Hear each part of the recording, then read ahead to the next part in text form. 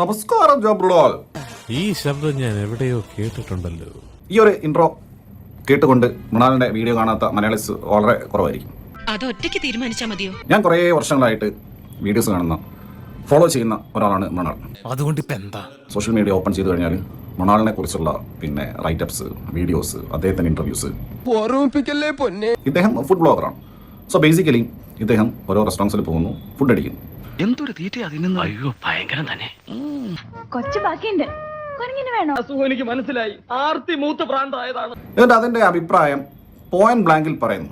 മീനില്ലാത്തോണ്ട് ഒരു സുഖമില്ല, ഉപ്പുമില്ല, മുളകുമില്ല, ഒന്നുമില്ല. ഫുഡ് ബ്ലോഗിങ്ങിലെ അശ്വങ്കോക്കായിട്ടാണ് മൃണാളിനെ ഞാൻ പേഴ്സണലി കാണുന്നത്.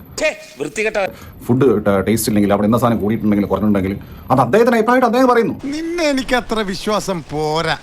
പോയിന്റ് ബ്ലാങ്കിൽ ഷാർപ്പായിട്ട് ക്രിട്ടിസൈസ് ചെയ്യുന്ന ആളുകൾക്ക് ഉണ്ടാവുന്ന ഒരു പ്രശ്നം എന്താണെന്ന് വെച്ചാൽ ഇത്രയും കാലം ഞാൻ ഇതെല്ലാം മറച്ചു വെച്ചു.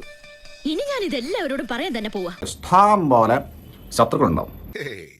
അത് എനിക്ക് ഈസിലി റിലേറ്റ് ചെയ്യാൻ പറ്റും. നീ ഫുഡ് ഉണ്ടാക്കി കാണിക്കടാ, അല്ലെ നീ റെസ്റ്റോറന്റ് നടത്തി കാണിക്കടാ എന്ന ആൾക്കാർ പറഞ്ഞിരുന്നേ. ഇവളെ കൊണ്ട് ഇതൊന്നും ഉണ്ടാക്കിക്കല്ലേ, നമ്മൾ ജീവിതം മറുത്തു. അങ്ങനെയുള്ള മൃണാൾ ദാസ് എന്ത് ചെയ്യുന്നു? സ്വന്തമായിട്ട് റെസ്റ്റോറന്റ് തുടങ്ങുന്നു.